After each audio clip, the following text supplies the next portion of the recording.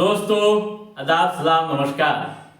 आज़ादी की पहली जंग यानी 1857 का सिपाही विद्रोह आपने जरूर पढ़ा होगा और सुना भी होगा। भारत की आज़ादी के लिए हुई इस अंगड़ाई में कई वीरों ने अपनी जान न्यौछावर कर दिए थे।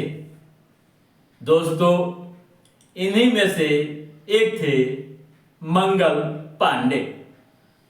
मंगल पांडे के बारे में आपने कई कहानियां सुनी होंगी और किताबों में भी पढ़ा होगा। दोस्तों, कैसे उन्होंने बगावत का बिगुल अंग्रेजों के खिलाफ फूंका था, हम पहले इस पर चर्चा करते हैं और फिर आगे बढ़ते हैं इतिहास की अन्य घटनाओं पर। दोस्तों, मंगल पांडे ने 29 मार्च को अंग्रेजों के खिलाफ बगावत का बिगुल फूंका था। वह आज ही का दिन था जब बंगाल की बैरकपुर छावनी में 34वीं बंगाल नेटिव इन्फेंट्री के सैनिक मंगल पांडे ने परेड ग्राउंड पर 2 अंग्रेज अफसरों पर हमला बोल दिया था और फिर खुद पर गोली मारकर घायल कर लिया। इसके बाद 7 अप्रैल 1857 को अंग्रेजों ने उन्हें फांसी दे दी। दोस्तों, मंगल पांडे जब 22 साल के थे तो वे ईस्ट इंडिया कंपनी से जुड़े थे।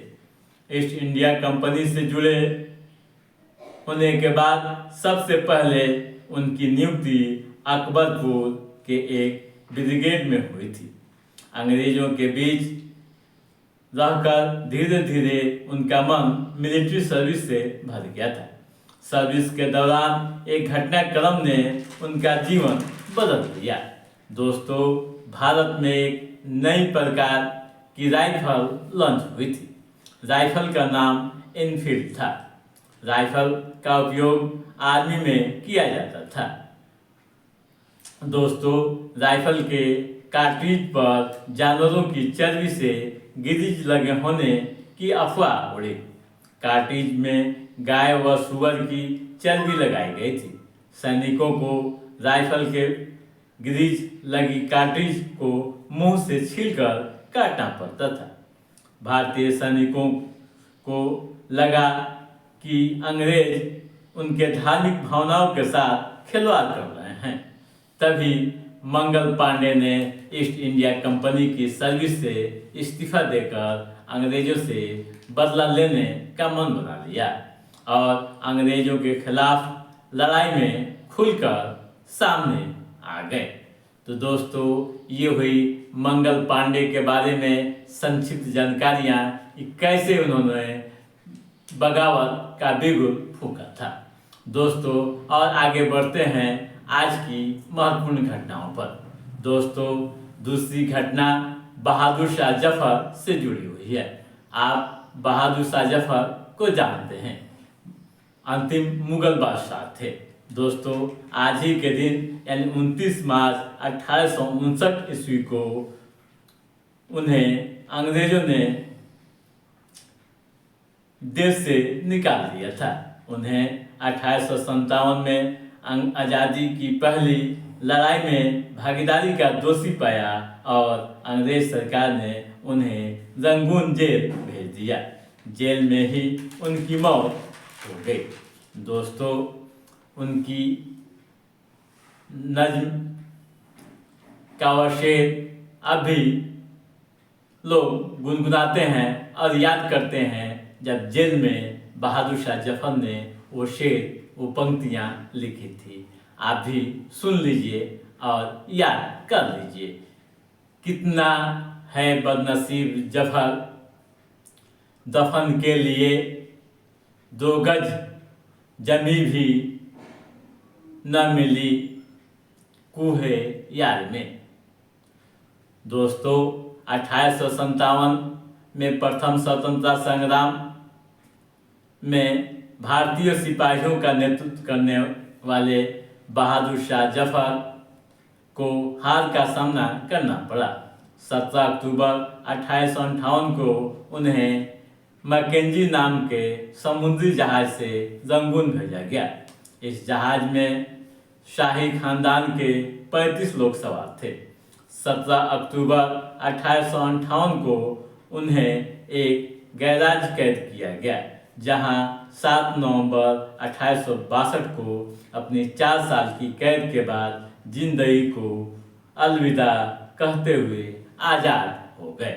अपनी मशहूर गज़ल जफर ने जेल में ही लिखी थी, जिसे मैंने आपके बीच पढ़ा।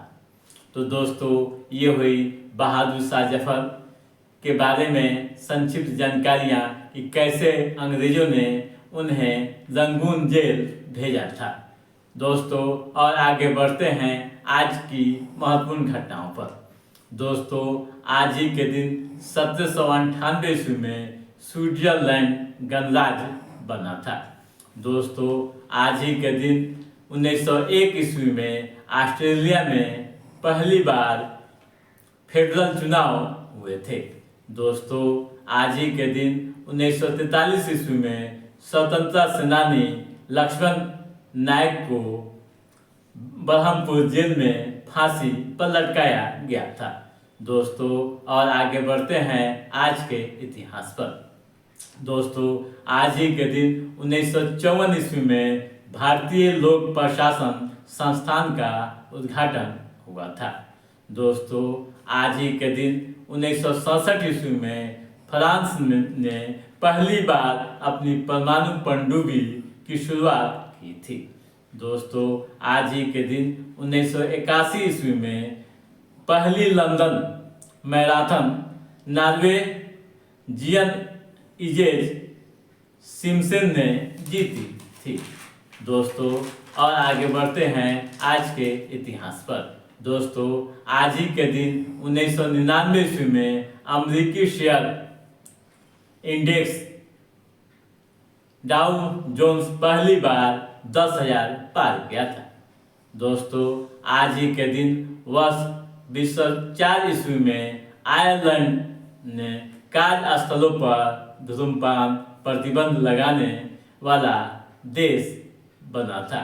दोस्तों, आज ही के दिन वर्ष 2008 ईस्वी में दुनिया के 370 शहरों ने पहली बार ऊर्जा बचत के लिए अर्थ ओवर मनाने की शुरुआत की थी।